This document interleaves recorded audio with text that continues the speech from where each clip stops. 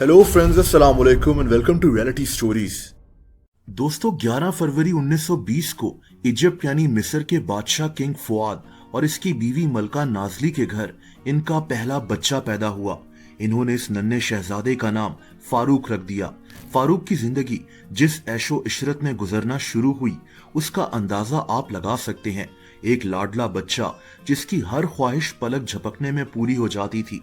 यही बच्चा आगे चलकर मिस्र का बादशाह बन गया। लेकिन इसकी जिंदगी काफी अजीब रही, इतनी अजीब कि आप हैरान रह जाएंगे। ये कहानी है मिस्र के बादशाह किंग फारूक की। दोस्तों, फारूक का बचपन भी दूसरे बच्चों से काफी अलग था।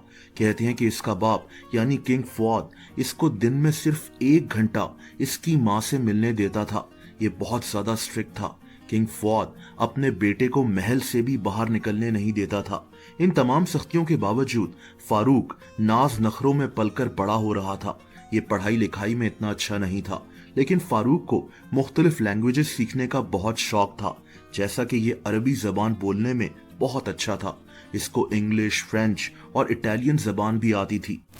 लेकिन दोस्तों, इसका बाप किंग फुआद चाहता था कि फारूक इंग्लैंड जाकर एटन कॉलेज में पढ़ाई करे, इंग्लैंड से ही डिग्री हासिल करे। लेकिन फारूक इस कॉलेज के एंट्रेंस एग्जाम में ही फेल हो गया।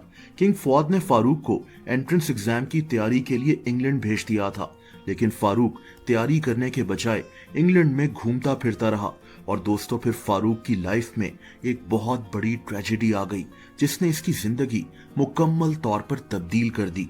दोस्तों, फारूक सिर्फ 16 साल का था। ये अभी भी इंग्लैंड में था जब इसके बाप यानी मिस्र के बादशाह किंग फुआद की हार्ट अटैक से मौत हो गई। ये 28 अप्रैल 1936 का दिन था। इसका मतलब ये था कि अब सिर्फ 16 साल की उम्र में फारूक मिस्र का नया बादशाह बन चुका था। एक ऐसा बच्चा जो इस जिम्मेदारी के लिए तैयार ही नहीं था। फारूक अब किंग फारूक बन चुका था। बहरहाल किंग फारूक फौरन मिस्र वापस आ गया। मिस्र के लोग इसकी राह देख रहे थे। इसको देखने के लिए मिस्र के शहर अलेक्जेंड्रिया में लोग इकट्ठे हो रहे थे। ये अपने 16 साल के बादशाह के हक में नारे लगा रहे थे। लोगों को लगता था कि किंग फारूक इजिप्ट को तरक्की की बुलंदियों पर पहुंचा देगा, और तभी लोग इसको बहुत ज्यादा पसंद करते थे। किंग फारूक ने लोगों से रेडियो के जरिए खिताब किया। ये मॉडर्न इजिप्ट में पहली दफा ऐसा हुआ था कि किसी बादशाह ने लोगों से इस तरह बात की थी। लेकिन दोस्तों, बहुत जल्द किंग फारूक की आलीशान जिंदगी लोगों की तवज्जो का मरकज बन गई। किंग फारूक को शॉपिंग का बहुत शौक था। ये अक्सर यूरोप जाकर शॉपिंग किया करता था। इसको खाने पीने का भी बहुत शौक था। जहां मिस्र के लोग गुर्बत में जिंदगी गुजार रहे थे, वहां किंग फारूक एक हफ्ते में 600 तक ऑयस्टर्स खा जाता था और दिन में कई लीटर कोल्ड ड्रिंक्स पी जाता था। कहते हैं कि इसको एक बेंटले गाड़ी बहुत पसंद थी। ये लाल रंग की थी और तभी इसने हुक्म दे दिया कि इसकी किसी और गाड़ी को लाल पेंट नहीं किया जाएगा। दोस्तों, किंग फारूक के शहाना शौक तो एक तरफ, लेकिन ये बादशाह और कई बातों की वजह से भी काफी मशहूर था। कहते हैं कि इस आदमी को चोरी करने का शौक पैदा हो गया था। जाहिर सी बात है कि ये एक बादशाह था, इसके पास हर तरह की माल दौलत थी, लेकिन फिर भी ये एक शौक था जो किंग फारूक को लग चुका था। ऐसे लोगों को क्लेप्टोमेनिया कहते हैं। ये एक ऐसी कंडीशन है जिसमें इंसान को चोरी करने का शौक पैदा हो जाता है, चाहे इसको उस चीज की जरूरत हो या ना हो। किंग फारूक भी इसी अजीब कंडीशन से गुजर रहा था। इसकी चोरी के किस्से आपको हैरान कर देंगे। कहते हैं कि अगस्त 1942 में किंग फारूक बर्तानिया के प्राइम मिनिस्टर विंस्टन चर्चिल से मिला। लेकिन इसी मीटिंग के दौरान किंग फारूक ने इसकी जेब से इसकी सोने की पॉकेट वॉच चोरी कर ली। विंस्टन चर्चिल को फौरन एहसास हुआ कि इसकी घड़ी गायब हो गई है, तो किंग फारूक ने हंसते हुए कहा कि इसने सिर्फ मजाक किया है। वैसे भी किंग फारूक को प्रैंक्स करने का बहुत शौक था, ये बात सबको पता थी, लेकिन फिर भी ये बहुत एम्बैरेसिंग था। लेकिन किंग फारूक शायद उसी कंडीशन से मजबूर होकर चीजें चुरा लिया करता था। यहाँ तक कहा जाता है कि किंग फारूक ने बकायदा जेब काटने के लेसन हासिल किए थे। ये अक्सर मजाक में अपने दोस्तों की जेब से चीजें निकाल लिया करता था, और तभी लोग इसको द थीफ ऑफ कायरो भी कहते थे।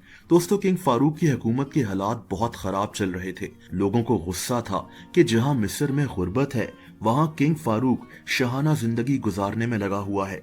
इसकी हुकूमत पर करप्शन के भी कई इल्जामात लग चुके थे। 1948 में अरब इसराइल वॉर में मिस्र की आर्मी की नाकामी पर भी मिस्र के लोग बहुत गुस्से में थे। इसी दौरान इजिप्ट में एक मूवमेंट शुरू हो गई, फ्री ऑफिसर्स मूवमेंट। ये एक मिलिट्री ग्रुप था जिसको दो लोग चला रहे थे, मोहम्मद नकीब और जमाल अब्दुल नसीर। इसी ग्रुप ने किंग फारूक को हुकूमत छोड़ने पर मजबूर कर दिया और तभी 1952 में किंग फारूक अपने तख्त से हटकर अपना सब कुछ छोड़कर इजिप्ट से जिला वतन हो गया। दोस्तों, ये इजिप्ट से इटली चला गया था। 30 जुलाई 1952 को इसने इटली में एक प्रेस कॉन्फ्रेंस भी की।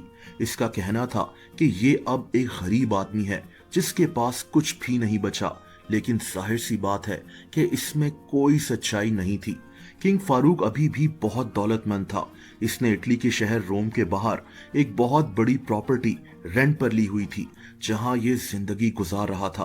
कहते हैं कि इटली में इसकी रातें नाइट क्लब्स में गुजरती थीं और तभी इसको किंग ऑफ नाइट्स कहा जाता था। इसने अपने बच्चों को स्विट्जरलैंड के एक महंगे स्कूल इंस्टीट्यूट ले रोजे में दाखिल करवाया था। ये स्कूल बहुत महंगा था, यानी किंग फारूक के अब गरीब हो जाने के दावों में कोई सच्चाई नहीं थी। किंग फारूक की मौत 18 मार्च 1965 को हुई थी। ये भी एक अजीब वाकया है। ये एक फ्रेंच रेस्टोरेंट में मौजूद था जहां इसने लेट नाइट खाना खाया था, अपनी पसंदीदा चीज ऑयस्टर्स और लैम्ब। लेकिन ये बाद में इसी रेस्टोरेंट में नीचे गिर गया। इसको हॉस्पिटल ले जाया गया, लेकिन तब तक इसकी मौत हो चुकी थी। ये भी कहा जाता है कि इसे इजिप्ट की इंटेलिजेंस एजेंसीज ने जहर दे दिया था, लेकिन ये बात कभी साबित नहीं हो सकी। किंग फारूक की ख्वाहिश थी कि इसे इजिप्ट में ही दफनाया जाए, लेकिन इजिप्ट की हुकूमत ने इस बात के लिए साफ इनकार कर दिया और तभी किंग फारूक की लाश को इटली में ही दफना दिया गया था।